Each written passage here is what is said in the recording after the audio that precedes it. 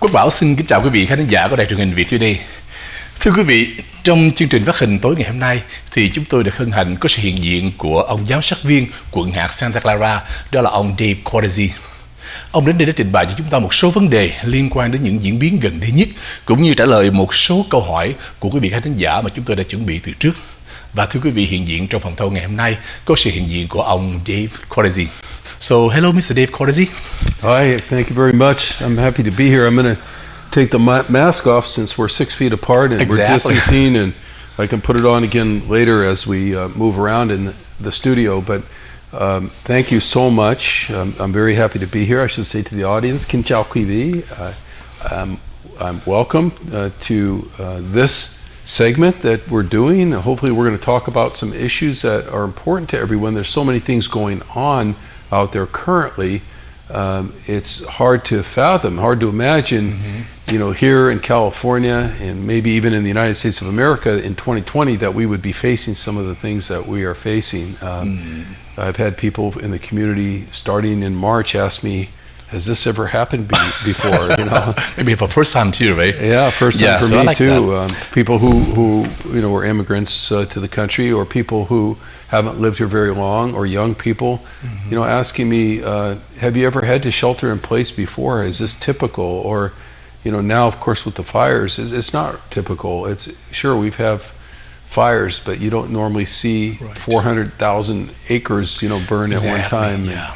And, some of the other things we've seen in the community, of course, have been very, very challenging, economically as well as health-wise, and even social unrest. Okay. So it'll be interesting talking about some of those things. Yeah, exactly. Today. So first of all, on behalf of the Vietnamese television, so welcome to you in here. This is my our biggest Vietnamese television in the Bay Area.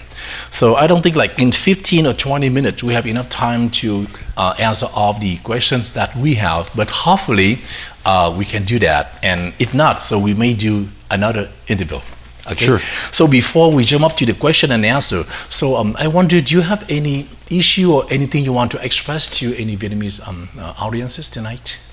Well, I just want to say to everyone out there, thank you for being such good citizens, good residents of this area. The Vietnamese community has been such a huge part of this community since 1975, and I know that, and I believe that with my whole heart, that the Vietnamese community has been an extremely important part of the success of this region that we call Silicon Valley. By and large, very hard-working people and community, and right now a community that's helping set a good example, following the rules. So how long have you been working with the Vietnamese community? It really goes back for me into the early 1980s, because at that time I was a private business person. My family had been here for 2 generations. My grandfather was an immigrant here in this country, and he had established himself by working hard, like so many Vietnamese people do now. And he, had some assets that he left that I had to try to take over and straighten out. And one of those assets was a business that had been a car repair business. Okay. And a Vietnamese first generation business person came to me and said, I'll never forget how he put it. He said, Mr. Dave, everyone used to call me Dave. He said, Mr. Dave, he said, give me a chance. I want to operate this business, because it had been vacant for a couple weeks. And so I said, well, he wanted to lease it. I said, well, rather than lease it or rent it from me, why don't we be partners? So we became partners, with the Vietnamese American family, right? That it was a wonderful and beautiful thing. He made money. He put a daughter through medical school, a son that went to law school, and another son that became an engineer, and became a homeowner. He had a successful life. Unfortunately, he passed away a couple years ago. His name was Quoc Bao, and but what a wonderful experience over many, many years. He used to come to wish us. He was Buddhist, but he would come with his family to Christmas holiday, at my grandfather's house. So when you have that kind of, I'm a relationship person. When you have those kind of relationships, early in your life as a young man, it sticks with you. And then later on in politics, I felt like I had a very close relationship with the Vietnamese community and a very close bond. And I've tried to stay with the community and stand with the community on issues over the years.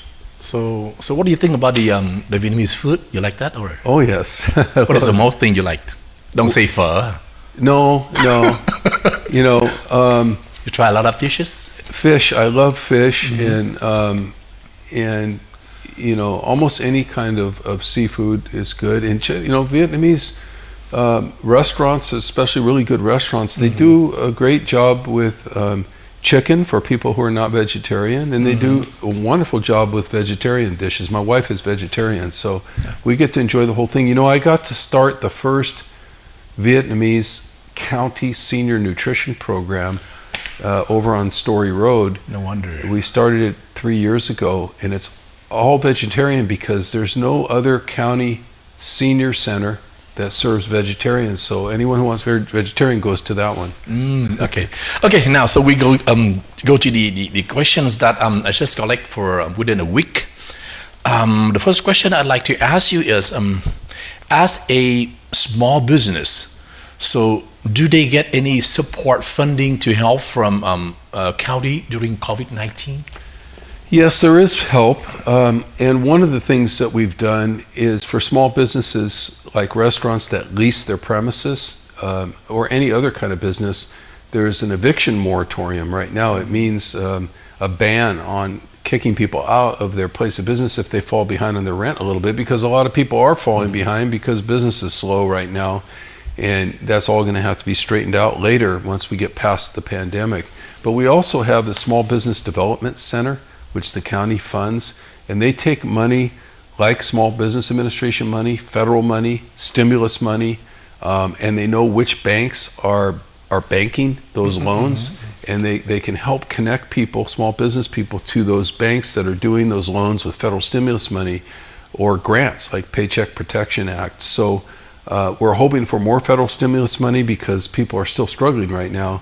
But yes, we are involved with that at the county, and you know, I'm proud of the fact that we started that Small Business Development Center a few years ago. Okay, so if talking about a Vietnamese business, so I'm sure that you know Grand Century Mall, right? Grand Century Mall is a very famous Vietnamese spot in San Jose.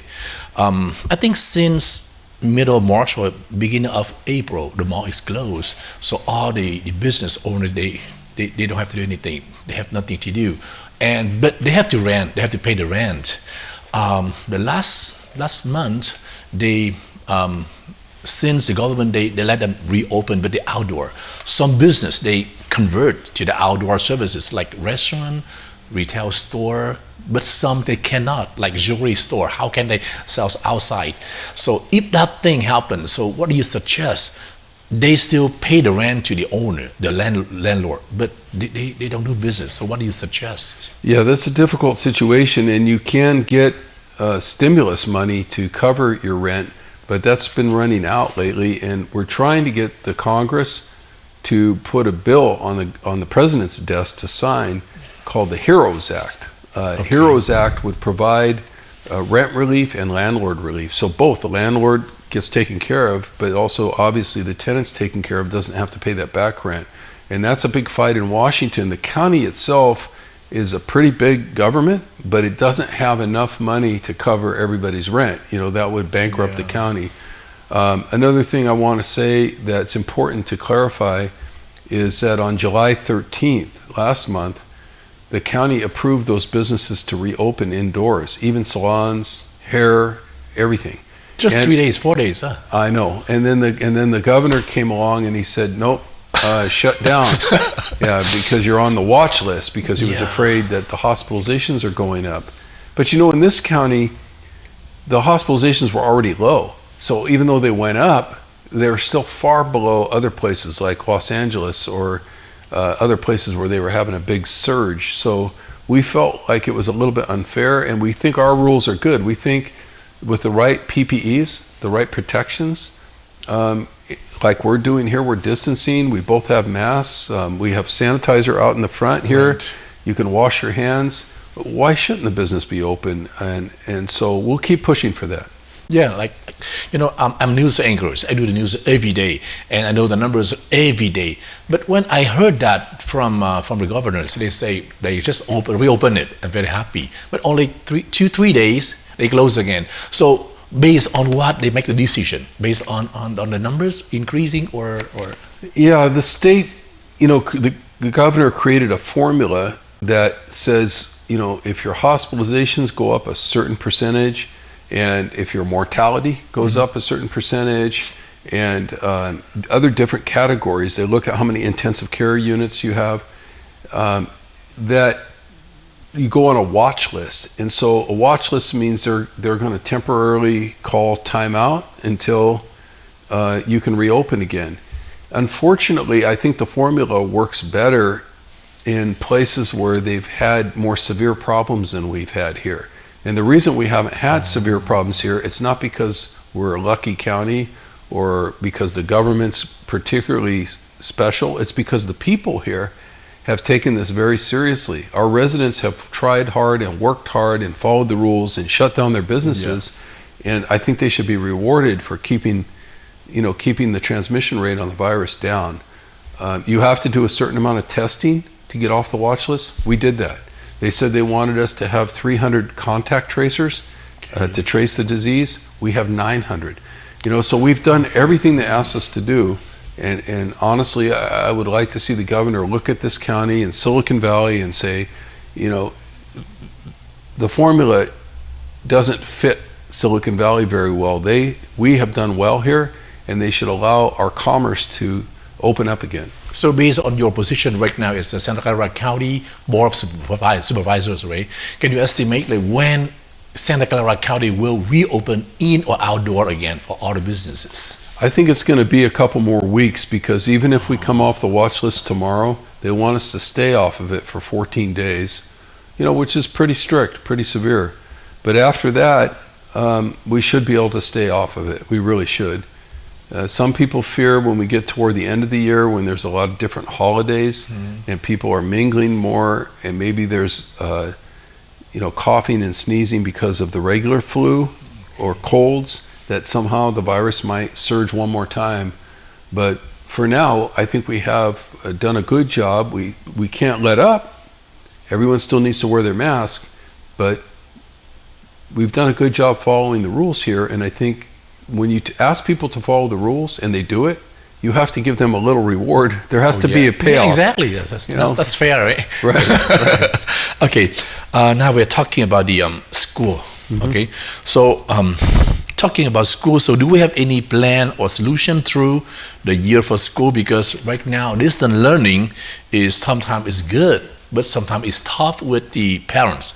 So some parents, they are working right now, so the kids maybe stay alone, would stay with their grandpa, or even the parents still stay home. They cannot help the children because of the technical, how to use a laptop, how to use everything. So what do you suggest to that? Well, a lot of the school districts right now, there's about 30 school districts in Santa Clara County, separate districts, and they all have separate school boards. And so each school board decides if they're going to do distance learning or if they're going to apply for a waiver through the public health department to open up. About 20 of the school districts have applied for waivers to open up. So the other 10 don't even want to try to open up. The challenge is exactly what you said for distance learning. Fourth graders and fifth graders, 15 years ago, they were the ones learning how to use laptops or computers faster than their parents. Yep. This generation of fourth graders and fifth graders, they've always had the computers around, but they never were so enamored with learning how to use them. So the poor teachers are trying to teach almost like on a Zoom. They have each student there, each student's name, each one is in their own home, but some of them are having trouble keeping their microphone on, or it's technical stuff. And the teacher has to stop during the middle of the class. I recently talked to a fourth grade teacher that told me this. He said it's so difficult because all the other kids are waiting, and you have to stop for one and try to help them with their technical problems that they're having so you don't leave them behind. And then there's 15,000 households in Santa Clara County that did not have a Wi-Fi connection.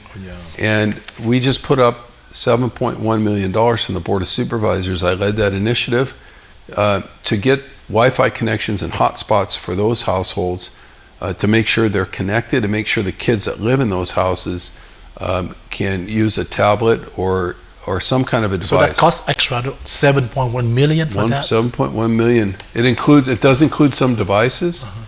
I don't know where every single one of those neighborhoods are, but you and I can both think of neighborhoods where there's a little more poverty and there's a bad signal. Yes. At the same time, the parents have no way to get those kids. Remember, the libraries are closed right now. The community centers are closed. So where does your child go to do their studies online or, by distance if they don't have a connection? So these are things we've been working on, and we're trying to make it better. But what will be best is when we can get the kids back in school again, they can have a teacher standing right in front of them like normal and do their lessons.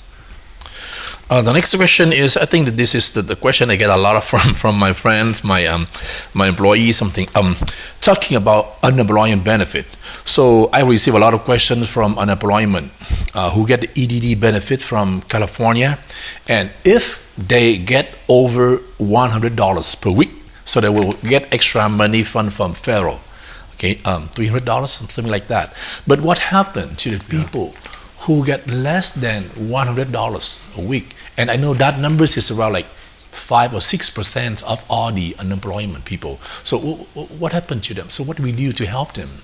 Yeah, you did explain very well. If you don't have at least $100 in local state benefits, then you're disqualified for the federal benefit, which is $300. So not only are you not getting the $100 from the state, you're not getting the $300 either, right? Yes. And for those people, I would say, please contact the county. You can contact my office. The number is 408-299-5030. And we can, what we can do is connect those people up with county social services to see if they qualify for direct benefits from the county. The county does provide cash benefits for people who are temporarily struggling or in poverty. And that can go on for as much as 2 years, but it's very important to contact us so my staff can then refer you into what we call social services and get that taken care of. Can you give us a number again, please? The number is 408-299-5030. And we do have a multilingual staff, and Te Vu Nguyen, he's there. He can assist people in Vietnamese language. Okay, so give me a second, let me explain that. Kính thưa quý vị, có một câu hỏi mà chúng tôi tin rằng là quý vị có nhiều người rất là muốn hỏi mà chúng tôi phải chuyển thành Việt ngữ ngay bây giờ. Đó là câu hỏi Quoc Bao đặt ra là hiện tại bây giờ thì có một số người thất nghiệp thì lãnh cái số tiền thất nghiệp từ tiểu bang và liên bang. Lúc trước thì chúng ta có 600 đồng để thất nghiệp từ liên bang, cho dù lãnh 1 đồng ở tiểu bang thì cũng được 600. Nhưng sau này thì hết tháng 7 thì cái khoản tiền 600 hết rồi, thì Tổng thống Donald Trump có ký một sắc lệnh mới là mỗi một người sẽ được trợ cấp thêm từ liên bang là khoảng 300, rồi tiểu bang matching như 100, nhưng với điều kiện là cái khoản tiền thất nghiệp của họ ở tiểu bang phải là trên 100 đồng một tuần thì quý vị mới nhận được cái khoản tiền thất nghiệp extra từ liên bang. Thì câu hỏi chúng tôi đặt ra là nếu như là chúng ta lãnh dưới 100 đồng một tuần, 99 đồng hoặc là 50 đồng một tuần thì quý vị có lãnh được cái tiền 300 extra từ liên bang hay không? Câu trả lời là không. Nhưng ông Dave Cortese có nói một cái giải pháp rằng là quý vị có thể gọi vào ở quận hạt Santa Clara ở số điện thoại là 408-299-5030. 408-299-5030 thì quý vị có thể gặp một số nhân viên Việt Nam có thể giúp chúng ta có một vài cái chương trình của county sẽ giúp quý vị một cái khoản nào đó hay là đã gia nhập một cái khoản nào đó để mà chúng ta sẽ qua trong cái khoảng thời gian này. Thì quý vị có thắc mắc quý vị có thể gọi thẳng được county trong giờ làm việc, cái số là 408-299-5030 thưa quý vị nha. Okay, back to you. Well, talking about the homeless. Every day when I drive to my home, to my studio, I see a lot of homeless in the Center Road, in the Story Road. So what does the county do to help the homeless people during the pandemic? And you know, that group is very easily to get impact from the COVID-19. So what do we do to help them? Yeah, I agree with you. I think the homeless are very vulnerable to COVID-19 because they tend to congregate together. The good news is that COVID-19 doesn't spread very well outside, and so many homeless obviously are outside or individual tents, but they do congregate together. They come together sometimes, because of sharing food or whatever they're doing, and they can contract the disease. So what the county has been doing is testing them a lot. We send mobile testing units out to the encampments. There's no sweeps going on right now. The city of San Jose is no longer sweeping the homeless encampments with police. So they stay put, which is probably good right now during COVID, so they're not moving around all over the place. The county will go test. Anyone who tests positive gets quarantined in a particular area. They either go to a motel or to the county fairgrounds. There's a shelter there.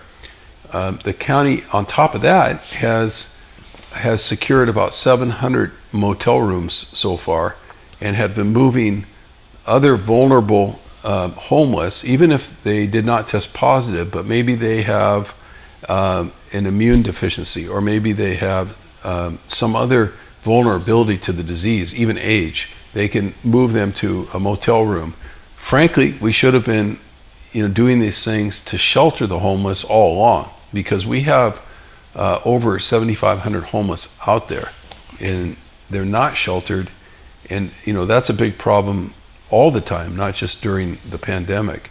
But we've learned during the pandemic that if the county is told by the Board of Supervisors, you must shelter these people, you must shelter them, they can move pretty fast, because just in the last 5 months they've sheltered over 700 extra on top of what was. So before that there was about 1,700 sheltered. So if you add 700 more, there's about 2,400 sheltered now this year. But we still have a long way to go. Yeah, I agree with you with that. Yeah. The next question is, do we have any program for low-income people or a family who get affected by pandemic to get some kind of food stamp or free meal so they can buy food with special coupons or with affordable prices? Yes, also a good question, and I know you gave the number out to my office earlier.